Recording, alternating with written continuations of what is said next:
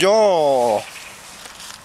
Tätä lössinuuska test eli irtonaista. Tää on tällaista svensk snus ja tässä nämä alligaattorit on tuossa logossa näkyy tosi hienosti. Ja tää on tällaista rööda, onko se joku keltainen tai lasketti, ja mun se Saksa alkaa ensi vuonna, niin katsotaan sit uudestaan mitä tää röödalasket on.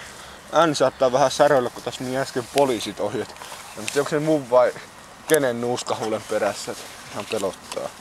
No siis eka kertaa veen tälle ruiskun kautta ja katsotaan miten tää mäntä lähtis pois. Voi vittu, se varmaan kaatuu tosta.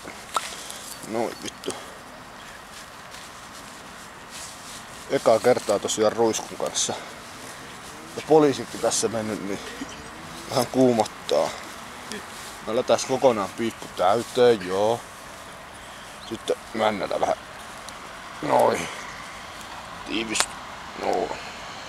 Katsotaan miten sieltä tulee. Laitetaan suulle. Oh.